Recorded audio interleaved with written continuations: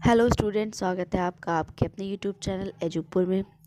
आज की हमारी वीडियो पिछली वाली वीडियो से रिलेटेड है, यानी ये लेक्चर 2 है।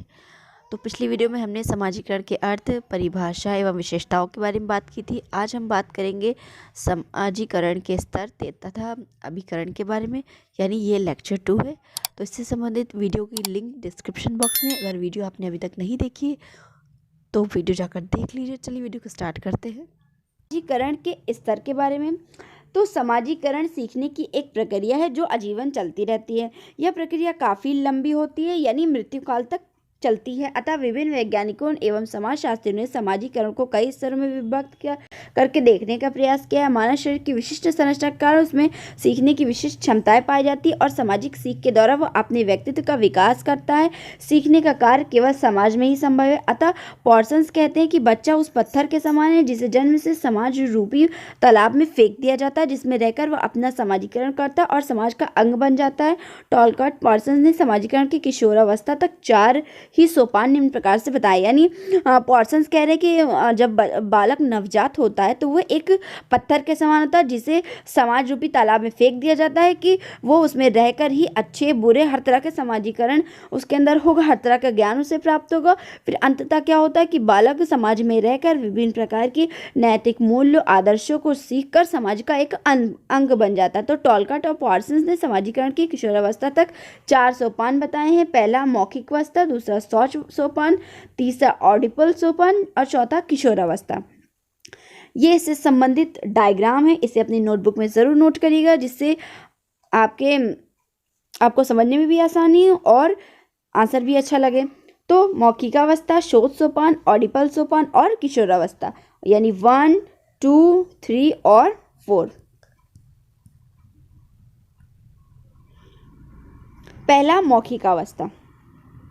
गर्भ में भ्रूण गर्म और आराम पूर्वक रहता है। जन्म से समय शिशु प्रथम संकट का सामना करता है। उसे सांस लेनी पड़ती है, उसे भूख लगती है, पेट भरने के लिए उसे श्रम करना पड़ता है, उसे सर्दी, गर्मी, गीलेपन आदि से पीड़ा होती है, वह रोता चिल्लाता है। इस अवस्था में बालक का मुख महत्वपूर्ण भूमिका निभाता है क्योंकि वह अपने मन का संतोष या दुख मुंह के हाव भाव द्वारा ही अभिव्यक्त करता है। तो पार्सन्स कह रहे हैं कि मौखिकावस्था में बालक जब अपनी माँ के पेट में रहता है, यानी 9 महीने जब वो अपनी माँ के पेट में रहता है तो वो आराम पूर्वक रहता है, परंतु जैसे ही वो धरती पर जैसे ही वो जन्म लेता है तो वो संकट में आ जाता है। उसे सांस लेनी पड़ती है, भूख लगती है, पेट भरने के लिए उसे श्रम करना पड़ता है, रोता है, चिल्लाता है। क्योंकि छोटे बच्चे क्या होते हैं कि बोलकर नहीं कह सकते कि उन्हें भूख लगी है या फिर उन्हें सर्दी लग रही है, गर्मी लग रही है। तो क्या है कि छोटे बच्चे रोकर या चिल्लाकर ही अपनी अभिव्यक्ति का सामने वाले को बताते हैं। तो इस अवस्था में बालक ज़्यादा से ज़्यादा अपने मुंह का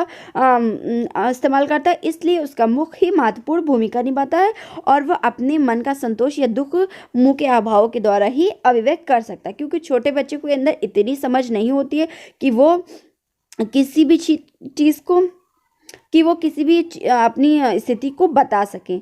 इस स्थिति में वह मौखिक निर्भरता स्थापित करता है। समाजीकरण का यह प्रथम स्तर है। इस अवस्था में शिशु अपने भोजन के बारे में संकेत देना शुरू करता है। शिशु अपना सुख दुख मुंह के माध्यम से, मुंह के हावभाव से प्रकट करता है, इसलिए इसे मौखिक अवस्था भी कहते हैं। इस अवस्था में बच्चा परिवार के सभी सदस्यों से संबंध स्थापित नहीं कर पाता, केवल माता ही वह अंतः क्रिया कर पाता है। पॉर्सन्स कहते हैं कि माता व शिशु की उप प्रणाली बन जाती है। परिवार के दूसरे सदस्यों के लिए बालक महज एक संपदा है। तो पॉर्सन्स कह रहे हैं कि बालक जब अपने 9 महीने अपनी माँ के पेट में रहता है तो वो उसके साथ ही अंतर क्रिया करता है। तो इसके पश्चात जब वो धरती पर आता है, उसे सांस लेनी पड़ती है, तो क्या है वो उस परिवार के सभी सदस्यों के साथ संपर्क स्थापित नहीं कर पाता है और वह केवल अपनी माँ के साथ ही अंतर क्रिया करता है, अपनी माँ को ही पहचानता है। तो उसके बालक के लिए उसका महज जो भी परिवार होता है वो एक संपदा है, माता ही उसकी उपप्रणाली होती है। मौखिक अवस्था में शिशु कुछ अंतर्क्रित करने की स्थिति में नहीं होता। इतना जरूर है कि उसे माता के साथ शारीरिक संपर्क में धुंधली सी उद्दीपन भाव की अनुभूति होने लगती है। इस मौखिक सोपान की अवधि लगभग 1 से 1.5 वर्ष तक होती है।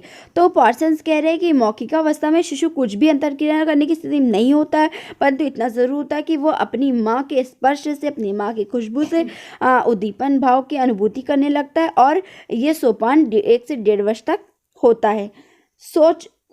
शौच सोपान। विभिन्न समाजों में इस तरह का काल भिन्न भिन्न है। वैसे सभी समाजों में यह स्तर 1 से 5 वर्ष के बीच की अवधि माना जाता है। इस स्तर पर बच्चे से यह अपेक्षा की जाने लगती है कि वह अपने आप को थोड़ा बहुत स्वयं संभाले। इस संदर्भ में उसे शौच प्रशिक्षण दिया जाता है। इस स्तर में बालक 2 भूमिकाओं को अंतर्कृत करता है।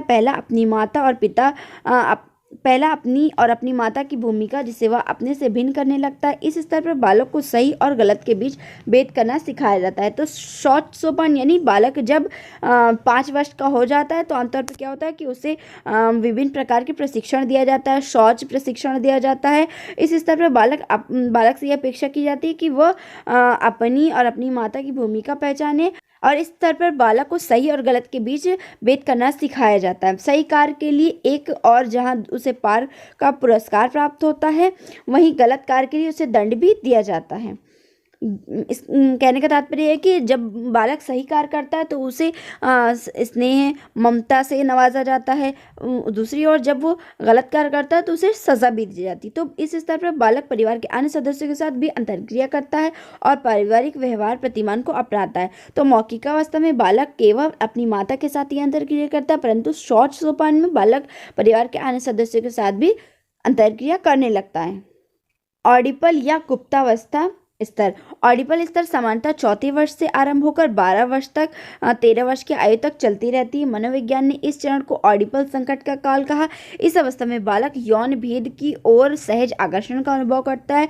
यही वह समय है जब उसे ऑडिपल कॉम्प्लेक्स व इलेक्ट्रिका कॉम्प्लेक्स 2 प्रकार की ग्रंथियां जन्म लेती है। ऑडिपल कॉम्प्लेक्स लड़के की उस भावना को कहते हैं जिसके अनुसार वह अपनी माँ से प्यार करता है और वह चाहता है कि उसका पिता उसकी माँ को प्यार ना करे।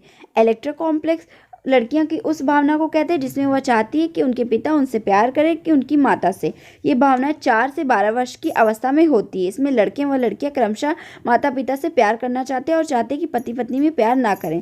तो पॉर्सन कह रहे हैं कि जब बालक 13 वर्ष की आयु तक पहुंच जाता है तो इसे मनोवैज्ञानिक ऑडिपल संकट का काल कहते हैं। इसमें बालक यानी युवावस्था में प्रवेश कर जाता है। बालक सही मतलब कि जेंडर स्पेसिफिक चीज़ें समझने लगता है। तो बालक में ऑडिपल कॉम्प्लेक्स और इलेक्ट्रिका कॉम्प्लेक्स 2 प्रकार की ग्रंथियां जन्म लगती है। पार्सन्स कह रहे हैं कि जब बालक इस अवस्था में आता है तो लड़का चाहता है कि माता उनके पिता से प्यार ना करे और बेटी चाहती है कि उनकी माता से प्यार ना करे, जबकि आमतौर पे ऐसा कुछ नहीं होता है। ये केवल उन्होंने अपने एक विचार को व्यक्त किया, परंतु आमतौर पे ऐसा नहीं होता है। किशोरावस्था स्तर। किशोरावस्था मानव जीवन का एक संक्रांति काल है। इस स्तर पर बच्चे अपने माता पिता के नियंत्रण से मुक्त होना चाहते हैं। इसी काल में किशोर संकट उपस्थित होता है। इस अवस्था में लड़के लड़कियों में शारीरिक परिवर्तन स्पष्ट रूप से दिखाई देने लगते हैं। यौन संबंधी ज्ञान होने लगता है, लेकिन यौन संबंधों की स्वतंत्रता न होने से किशोरावस्था में विभिन्न प्रकार के तनाव देखने को मिलते हैं। यह वह काल है जब वह सीमांत संस्कृति पर होता है, अर्थात किशोर से बड़े व छोटे दोनों ही उसे खुले मन से स्वीकार नहीं होते। यह स्थिति उसके मन में उदात्तीकरण के रूप में अभिव्यक्त होती है। तो पॉर्सन्स कह रहे हैं कि किशोरावस्था वो काल है जो भी बालक को किशोरावस्था की ओर लेके जाता है, यानी वो अपने माता पिता के नियंत्रण से मुक्त होना चाहता है।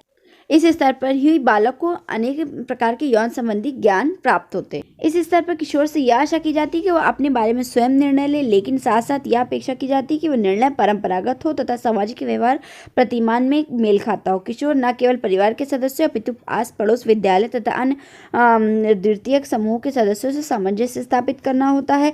किशोरावस्था एक तनाव का काल होता है पश्चिम जगत में। तो इस स्तर पर एक किशोर आर्थिक रूप से स्वतंत्र होकर अपना अलग परिवार भी बसाता है। इस स्तर पर व्यक्ति से यह आशा की जाती है कि वह सामाजिक संस्कृति पर्यावरण के अनुरूप व्यवहार करे। तो ये 4 सामाजिकरण के प्रमुख सोपान हैं। ये नहीं समझना चाहिए कि इन 4 चरणों के बाद जीवन काल में सामाजिकरण की प्रक्रिया रुक जाती है या समाप्त हो जाती है। ये हमने पहले ही स्पष्ट कर दिया कि सामाजिकरण आजीवन चलने वाली प्रक्रिया है। तो उपयुक्त 4 सोपानों व्यक्तित्व के लिए रचनात्मक है, क्योंकि हमारा मूलभूत व्यक्तित्व इस काल तक बन चुका होता है, यानी किशोरावस्था तक बन चुका होता है। तो इस प्रकार ये चारों काल ही बालक के विकास में या फिर सामाजिकरण के विकास में महत्वपूर्ण भूमिका निभाते हैं। वीडियो में आगे बढ़ने से पहले अगर अभी तक आपने मेरी वीडियो को लाइक नहीं किया है तो प्लीज़ कर दीजिए, और अगर आप नए हैं तो प्लीज़ मेरे चैनल को सब्सक्राइब करके जाइए। वीडियो को एंड तक देखिएगा। वीडियो के लास्ट में मैंने कुछ क्वेश्चंस बताए हैं जो इस चैप्टर से रिलेटेड एग्जाम्स में आ सकते हैं। चलिए आगे बढ़ते हैं। समाजीकरण के अभिकरण।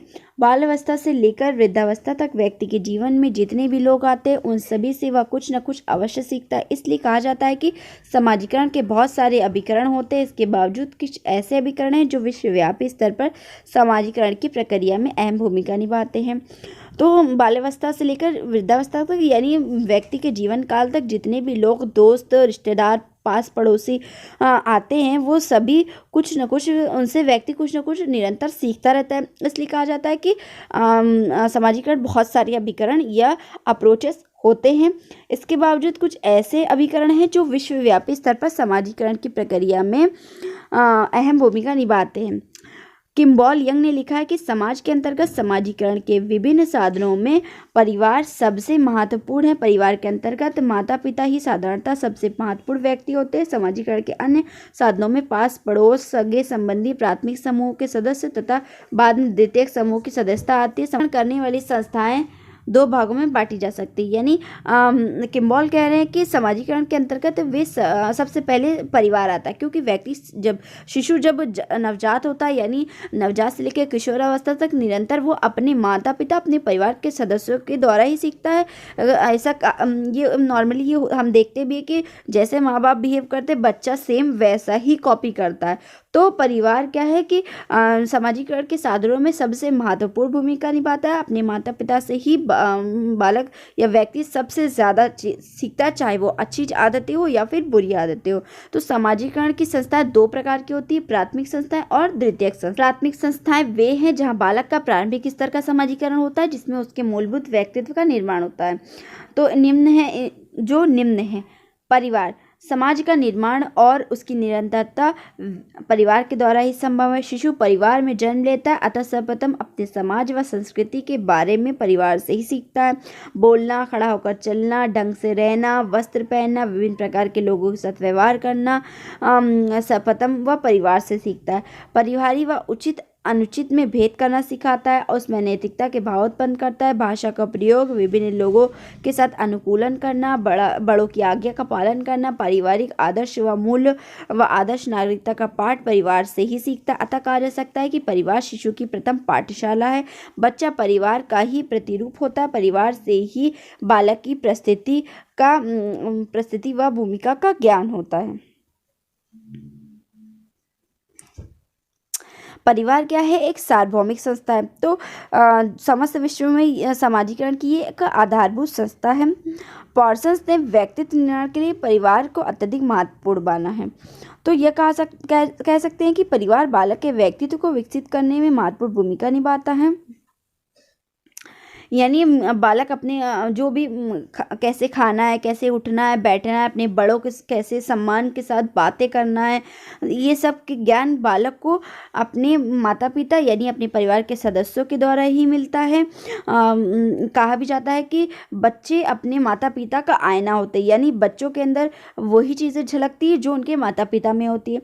तो क्या है कि पॉर्सन्स भी कह रहे हैं कि परिवार ही प्रथम अप्रोच है जो व्यक्ति के समाजीकरण यानी बालक के प्राथमिक स्तर पर समाजीकरण में अहम भूमिका निभाते हैं। पड़ोस का भी बच्चे के समाजीकरण में महत्वपूर्ण योगदान होता है। शहरों की तुलना में गांव में पड़ोस का अधिक प्रभाव होता है। बच्चे अनजाने में ही पड़ोस से ही कई बातें सीख लेते हैं। उसका वहाँ के लोगों व बच्चों पर प्रत्यक्ष प्रभाव पड़ता है। व्यक्ति जिस ढंग से परिवेश में रहता है उसका प्रभाव उसके व्यक्तित्व में अवश्य दिखाई पड़ता है। यानी शहरों की तुलना गांव में इसलिए अधिक प्रभाव पड़ता है क्योंकि शहरों की लाइफ बहुत ज़्यादा शेड्यूलिंग, बहुत ज़्यादा बिजी होती है। गांव में क्या होता है, शांति में मनोरम वातावरण होता है। वहाँ के लोग इतना ज़्यादा बिजी नहीं होते, इसलिए एक दूसरे से इंटरेक्शन ज़्यादा होता है। और शहर में क्या होता है कि लोग बिजी है, अपने काम पर चले गए, तो उतना ज़्यादा इंटरेक्शन नहीं हो पाता है। तो इसलिए शहरों की तुलना में गाँव में पड़ोस का प्रभाव अधिक पड़ता है। नातेदारी समूह यानी रिश्तेदार। नातेदार समूह में रक्त व विवाह से संबंधित सभी रिश्तेदार आ जाते हैं। अतः भाई बहन, पति पत्नी, साले साली, सास ससुर, उनके भी दूर के संबंधी हमारे संबंधी हो जाते हैं। इन सब से हमारा पृथक व्यवहार होता है। किसी के साथ परिहास का तो किसी के साथ परिहास का व किसी के साथ माध्यमिक संबंध है। इन सब के पृथक व्यवहार प्रतिमानों को हम सीखते हैं। परिस्थिति व भूमिका की श्रृंखला व्यवहार के द्वारा हम आत्मसात करते हैं। यानी नातेदार समूह यानी रिश्तेदार भी अलग अलग तरह की भूमिका निभाती। किसी के साथ हमारा हंसने बोलने का संबंध है तो किसी के साथ हमारा किसी और प्रकार का संबंध है। इस प्रकार हम अलग अलग व्यक्तियों से, अलग अलग रिश्तेदारों से अलग अलग प्रकार की चीज़ें सीखते रहते हैं। विवाह का भी व्यक्ति के जीवन पर महत्वपूर्ण प्रभाव पड़ता है। विवाह के बाद लड़के व लड़की को पति पत्नी की भूमिका निभानी होती है।